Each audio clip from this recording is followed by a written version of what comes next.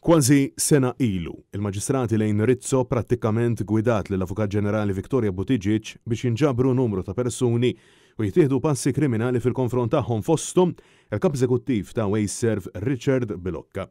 Madankollu sal-lum għal xi raġuni għadu ma sar xejn. Sostna dan l-Avukat Jason Azzopardi meta kienet jiġi intervistat waqt il-programm ta' Andrew Azzopardi fuq l-RTK fejn intqal kif il-Maġistrat Elaine Rizzo temet l-inkjesta tagħha brabta mal-mewt ta' Joseph Ellul li f'Mejju tal-2022 kien miet fuq il-lan tax-xogħol fil-biċċerija. Matul l-intervista Jason Azzopardi ppreżenta dak imsejjaħ proċess verbal fejn fil-konklużjonijiet tagħha preżentati f'April tal-2023 il-Maġistrat kienet ċara li fost 5 persuni li għandhom jiġu akkużati li b'nuqqas ta' ħila jew ħarsin tar-regolamenti waslu għal-mewt tal-vittma hemm il-Kap Eżekuttiv ta' Wayserv Richard Bilocca. L-inkjesta tindika li b'nuqqas ta' ħsieb, bit-traskuraġni u b'nuqqas ta' ħila fil-professjoni tiegħu wassal huwa wkoll għal-mewt ta' Ellul. Fix-xhieda tiegħu Bilocca kien saħaq illi taħriġ illi kienu rċevew il-ħaddiema fuq kif kien jitħaddem l-impjant kien biżejjed u li ma kienx hemm bżonn ta' aktar aġġustamenti fl-impjanti u l-magni.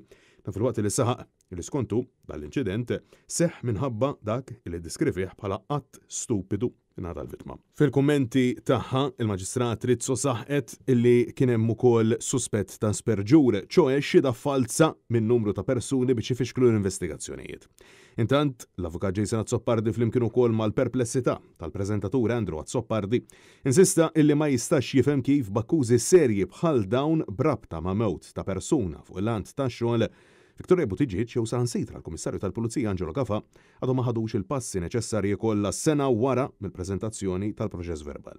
Brabta ma dan kollu l-qraba ta' Ellul li telef ħajtu fl-età ta' 38 sena lura f'Diċembru fetħu kawża kontra il-Wayserv sabiex ifittxuha għad-danni brabta mal-mewt tiegħu fit-Thermal Treatment Facility fil-Marsa.